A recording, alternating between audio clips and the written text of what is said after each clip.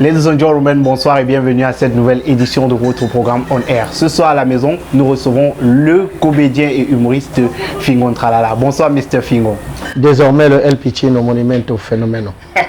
Voilà, donc appellation très contrôlée. Voilà. Alors Fenomeno, comment tu te portes ce soir? Par la grâce de Dieu, ça va. Du moment où on a la santé, on ne peut que dire Dieu merci. Et là, je suis en forme, tel que vous pouvez le constater, quoi. Certaines personnes nous ont dit que Fingon souffrait de coronavirus. Je ne sais pas si ce sont eux, c'est ceux-là qui ont pu créer le virus du corona, ou bien si par chance ils ont échappé au virus, parce qu'il y a des gens qui disent des choses qui ne devraient pas. Ouais. C'est une maladie extrêmement dangereuse et qui a ôté la vie à beaucoup de personnalités. On ne doit pas jouer avec des choses comme ça, quoi. Donc, si on a la chance d'être encore là aujourd'hui, il faut dire Dieu merci parce que cette maladie réellement elle existe, quoi. Donc les gens ne devraient pas jouer avec de telles choses. Ouais. Alors Fingon, raconte-nous un peu tes débuts dans l'humour. Je n'ai pas appris à faire ce métier.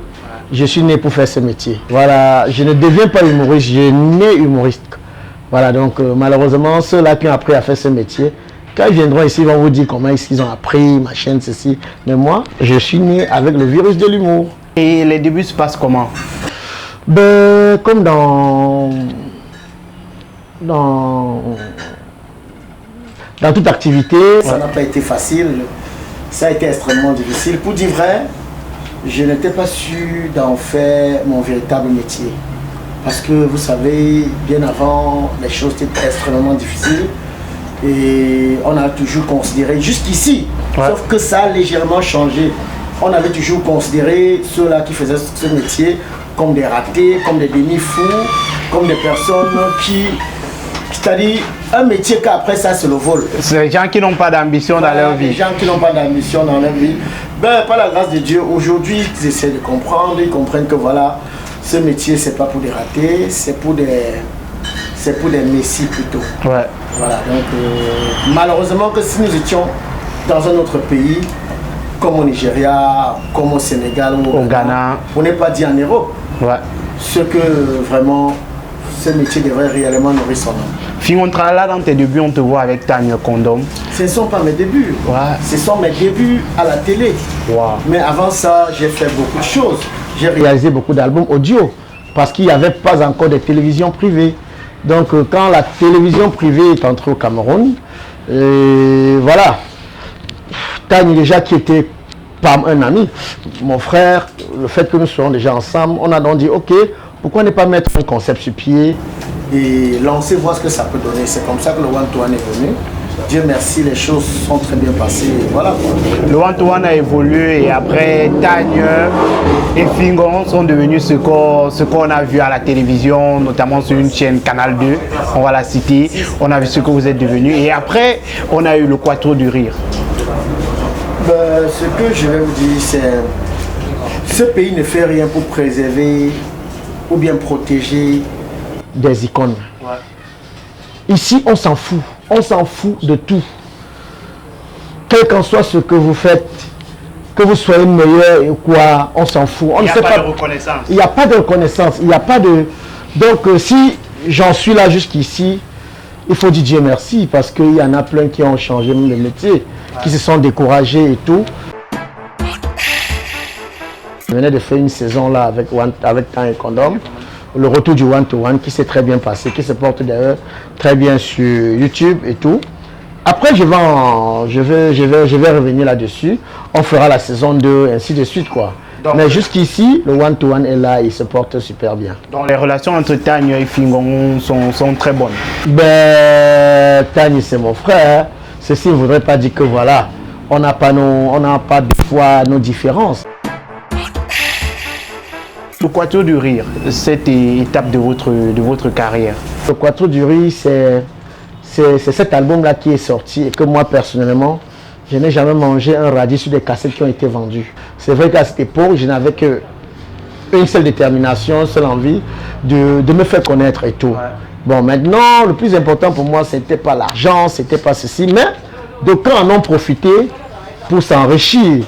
Bon, On parle là de qui? Non, je parle du Quator du Riz. Ouais. C'est l'ensemble de... C'était un groupe, quoi. Tous les membres de l'équipe ont mangé l'argent, à l'exception de Fingon. Non, ce n'est pas ce que j'ai dit. Moi, le plus important pour moi, ce n'était pas l'argent. À cette époque-là. À cette époque-là. Mais d'autres ont profité de la naïveté, de ma naïveté pour pouvoir gagner un peu de sous et tout. Parce que il y a ceux-là qui étaient chargés pour la distribution des cassettes et tout et consorts. Et il faut reconnaître qu'à cette époque, j'étais également très jeune. Hein, et voilà. Bon, je retiens le positif. Hein. Voilà, j'ai eu la chance d'évoluer auprès d'une icône, malheureusement, qui n'est plus là aujourd'hui. Feu Tandandant, père à son âme. Et il y avait également Safaria, quelqu'un à qui je donne beaucoup de respect.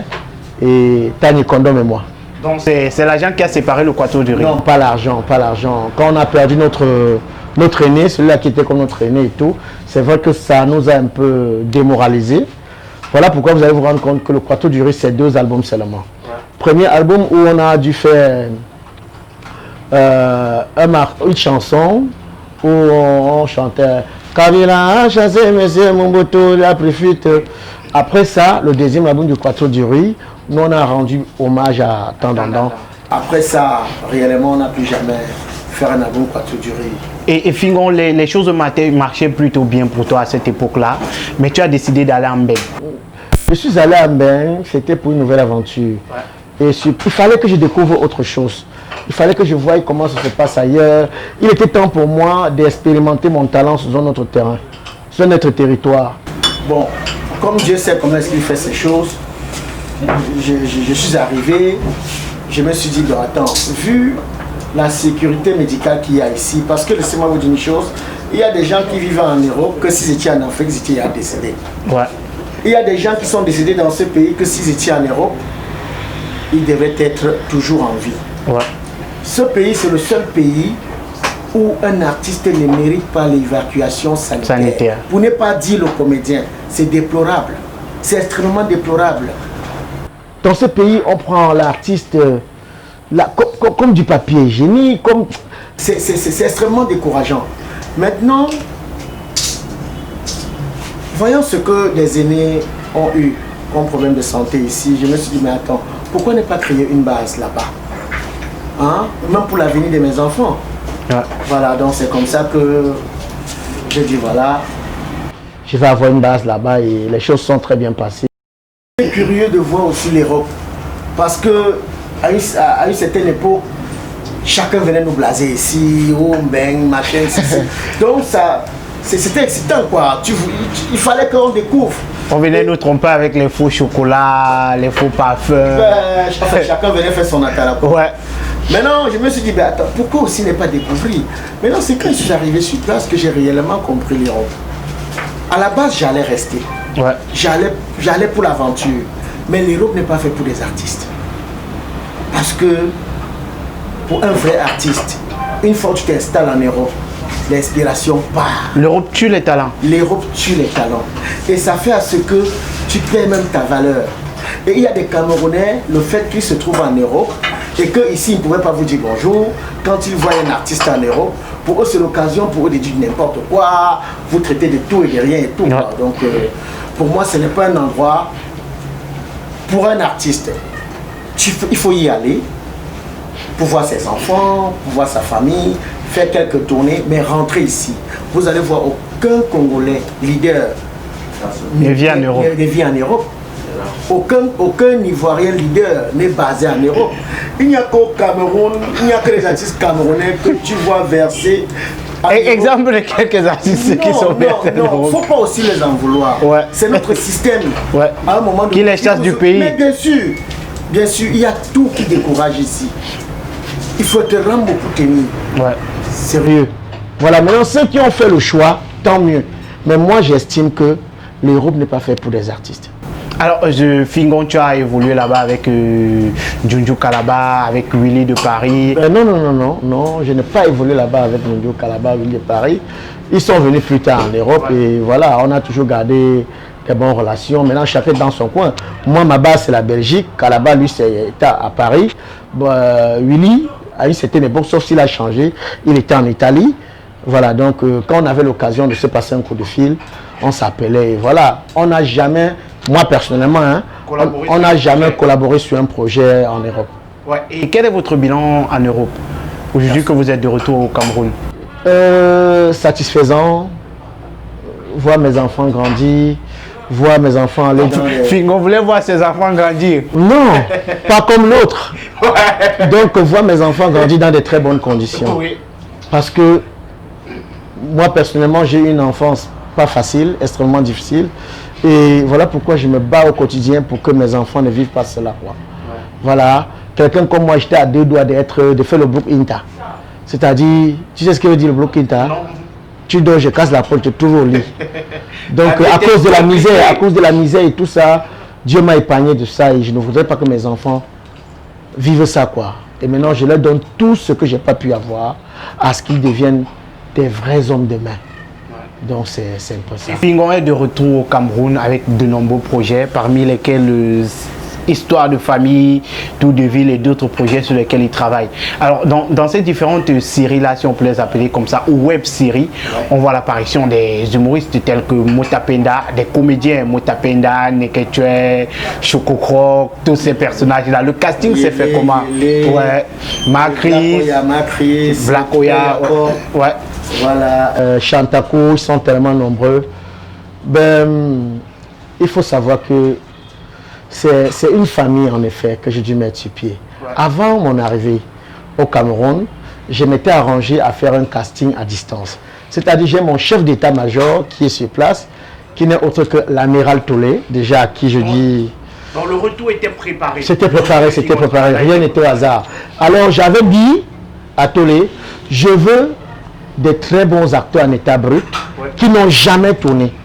Des très bonnes actrices en état brut qui n'ont jamais tourné. Parce que, vous savez, ce métier est trop compliqué. Il y a d'aucunes que par les gars ont fait des vidéos avec les téléphones et que les voisins ont remarqué, tout de suite se prennent la tête. Ouais, je suis star. Voilà, je suis star. Alors que même Starlet, elle n'est pas. Ouais. Et je n'avais pas voulu ce genre de personnes sur mon plateau.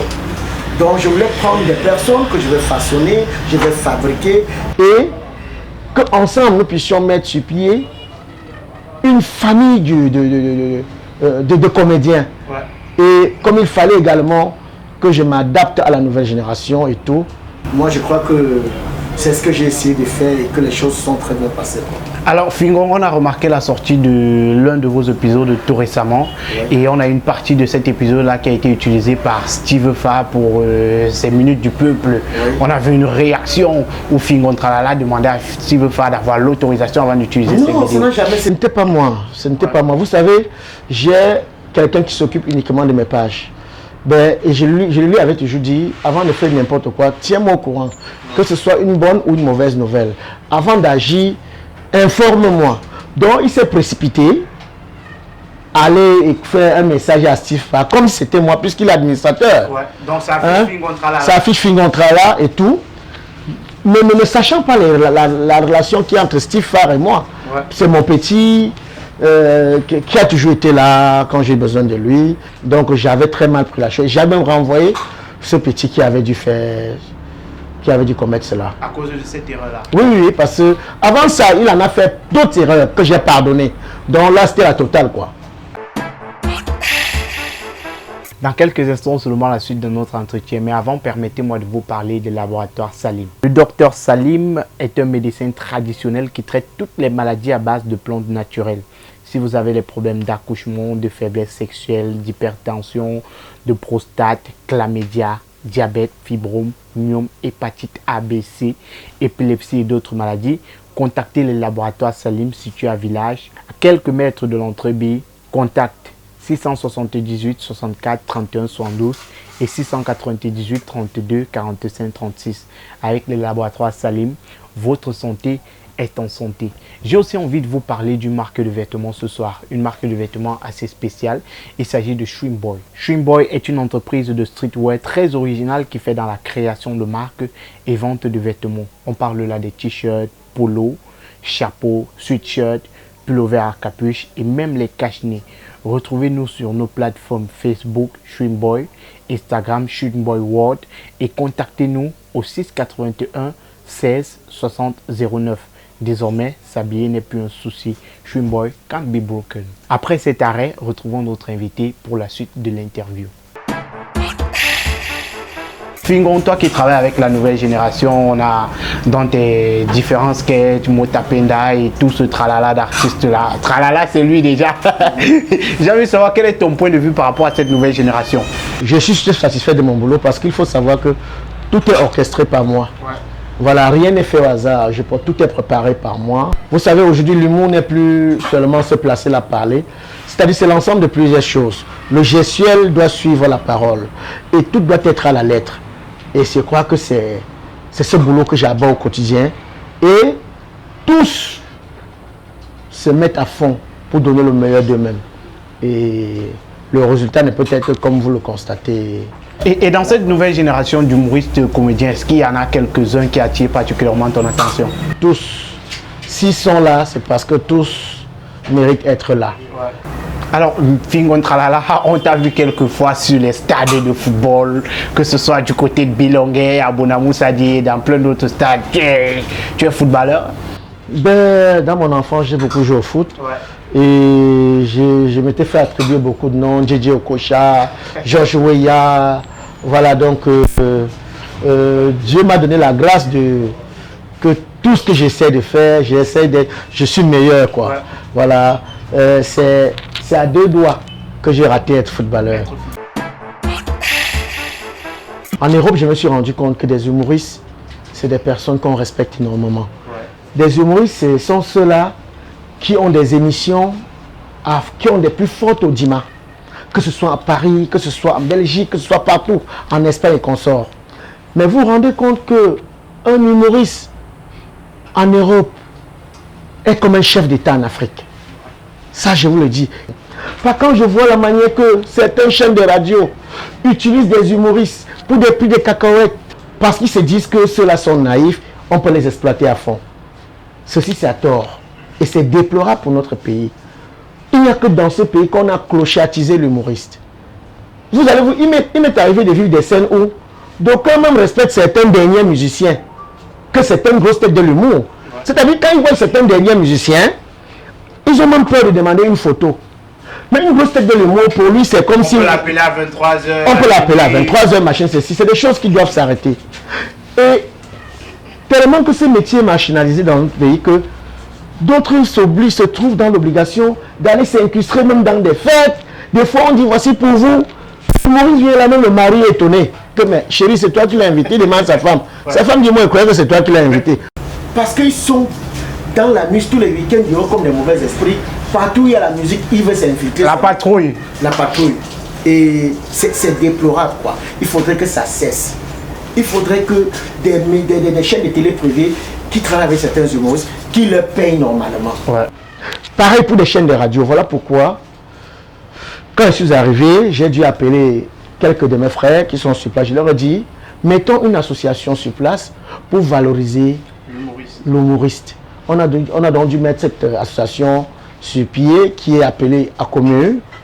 Voilà, déjà, le 2, il y a un grand match de gala qui est organisé où beaucoup de footballeurs de l'équipe nationale ont accepté de participer, tels que Benjamin Mokanjo, Nicolas Nkolo. Bon, Nkolo, c'est pas très sûr parce qu'il a encore plein championnat. Voilà, David Eto, Jarzoa. Voilà, donc jusqu'ici, pour ne citer que cela, quoi. Donc, il faudrait que un jour ou l'autre, les choses changent. Quand je vois un gars comme Jamel, il ne vaut pas, il n'a pas le talent de beaucoup d'humoristes dans ce pays. Ouais. Mais quand il faut voir ce que ce monsieur a, vous ne pouvez pas vous imaginer. Voilà, on part pour la dernière partie de ce programme, Mr. Fingon. On va jouer un jeu. J'ai des questions de 1 jusqu'à 20. Donc, vous choisissez les nombres au hasard et je vous pose les questions qui ont affaire à ces nombres-là. Ouais. Donc, on va commencer. C'est 5 questions. Ouais. Et vous avez droit à un joker. Ok. 8. Alors, 8. Fingon Tralala est-il amoureux d'une joker? Sorti la nuit bien avant, oui. Mais plus maintenant. Je sacrifie. Moi, je travaille énormément déjà. Ouais. Et le peu de temps que j'ai, j'essaie de me reposer et récupérer au Mars. Bien vrai qu'il m'arrive de temps à autre de sortir prendre un verre avec mon équipe ou avec des amis. Question de changer un peu, mais le Njokano jour, ce n'est plus trop ma... C'est plus l'affaire de Fingon. Non, non, non. Ok, on part pour une autre question. 6. On prend 6, le plus beau cadeau que Fingon a fait à madame. En effet, le plus beau cadeau que j'ai offert à une femme dans ma vie, c'était à ma mère. Parce que c'est elle qui m'a mis au monde et elle m'a presque élevé seule. Moi, j'avais promis à ma mère, voilà, d'offrir une voiture. Pour moi, ce n'est pas un cadeau, c'est éphémère. Une maison, c'est éphémère. Je vais t'immortaliser. Je ferai ce que de génération en génération, qu'on connaisse celle-là qui a dû mettre au monde l'homme que je suis. Alors, j'ai dû faire un court-métrage avec elle, intitulé Le Gigolo, qui a fait un carton plein et que jusqu'ici, on ne fait que me parler de ça et tout. Son image reste, cette image restera des années en années. On saura que voilà la femme qui avait dû mettre au monde Fingon Tralala. Et malheureusement, elle nous a quittés, mais c'est comme si elle était toujours là. Et je crois que c'était le plus beau cadeau que je pouvais lui offrir. Ok, on part pour la troisième question, Fingon. Ben, 2. L'événement le plus triste de la vie de Fingon Tralala. L'événement le plus triste de la vie de Fingon Tralala, c'est... Il y en a plusieurs. C'est-à-dire, j'ai été à des spectacles où tu es sur scène, le promoteur a fui. Non, oui. Il n'y a pas eu... Donc, le promoteur a dû prendre l'argent dans une tontine qu'il faut rembourser. Les promoteurs, en effet, des apprentis promoteurs qui t'invitent comme ça, voilà. Tu fais confiance, ils te rassurent que non, ne te gêne pas, je suis un enfant, parce qu'ils ont tout la phrase, je suis un enfant. Donc tu descends sur scène, là, ton argent t'attend. Tu descends, tu le cherches, tu ne le vois pas. Maintenant déjà que les gens qui t'escortaient pour la scène, tu ne vois plus personne. Tu remarques même une hôtesse. Tu dis que mais où est la fille ou bien le gars avec qui on a mangé? Elle dit c'était pas moi. Donc tu te trouves en train d'être ta sécurité toi-même, l'artiste toi-même, ton driver hein, et tout. Donc il y a des promoteurs en effet qui te respectent quand tu n'as pas encore presté. Une fois que tu sois monté sur scène, ah ben basta. Basta. Et il y a également ce phénomène qui me met tellement mal dans ce pays que des annonceurs ne savent pas accompagner des humoristes. Des annonceurs ne savent pas sortir le même argent qu'ils sortent pour des artistes d'ailleurs ou pour certains musiciens, pour des humoristes. J'en connais des musiciens carrément qu'on donne 1 million, 2 millions qui viennent faire le playback, 2 chansons playback. Mais pour que celui à qui on a donné 2 millions vienne, on dit que non, cherchons un comédien, il vient animer les gens, machin, en attendant. Il faut même dire Dieu merci quand on te propose 200 000. Hein? Voilà pourquoi je vous dis ici, le vélo tire le train. C'est un pays où tout est décalé, rien n'est à sa place.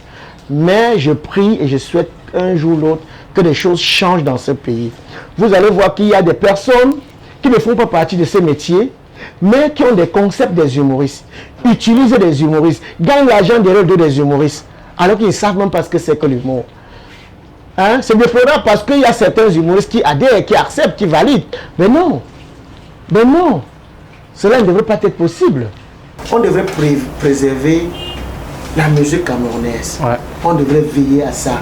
Vous allez au Nigeria, on consomme la musique nigérienne. Vous allez au Congo, c'est la même chose. Vous allez en Côte d'Ivoire, il n'y a qu'au Cameroun que c'est la banane malaxée. C'est-à-dire, c'est même parfois quand on veut chasser les gens que vous allez écouter. L'homme, c'est longtemps que Coco a chanté, ou le dit pour ceci. Mais vous entrez dans des snacks aujourd'hui, pendant 4-5 heures, on vous amène au Nigeria, après on vous amène au Ghana, après on vous amène chez les Américains, après, à peine on balance la musique camerounaise. Tout ceci devrait s'arrêter. Sérieux. Alors on part pour la 4e question finalement. 4e question. 9e. On part pour 9. Coco ou Nathalie? Je préfère les deux. Elles font la fierté de la femme camerounaise. Oui, elles font la fierté, je ne sais pas. Bon, je ne sais pas si c'est vrai. J'ai cru entendre que les deux là ne s'entendent pas et tout. Mais ce n'est pas la peine. Ce n'est pas la peine. Vous savez, aujourd'hui, l'amour, c'est comme le sommeil. faut éviter de vivre avec la haine. Il y a tellement de la place pour tout le monde qu'on n'a pas besoin de se discuter, se tirailler. Ces deux belles femmes feront mieux de s'entendre pour valoriser la femme camerounaise. Ouais. Sincèrement, donc je préfère les deux. Alors on va sortir avec une dernière question, Mr. Fingon. Ouais. Une dernière, vous choisissez? Ben non, je te laisse libre choix.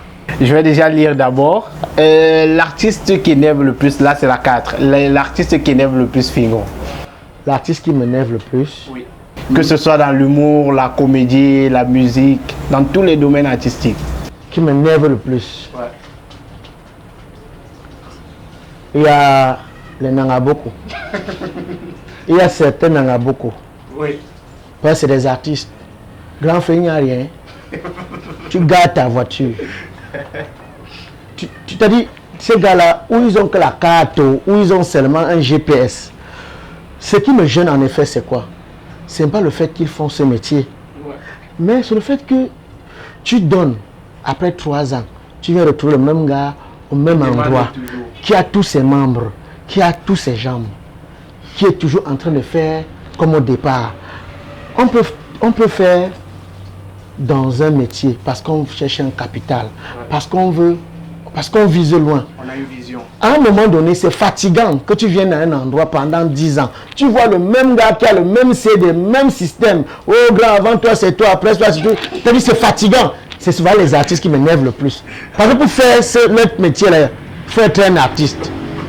Il faut être un artiste, c'est des grands artistes. C'est artiste, oui. Donc, voilà les artistes qui m'énervent le plus. Merci Fingon d'être passé par ici. Ouais, on se donne rendez-vous à la prochaine édition. Je suis toujours là. Ouais. Ladies and gentlemen, merci de nous avoir suivis. On se donne rendez-vous à la prochaine émission de On Air. D'ici à là, portez-vous bien. Namadjingoko, Diostam. Ciao.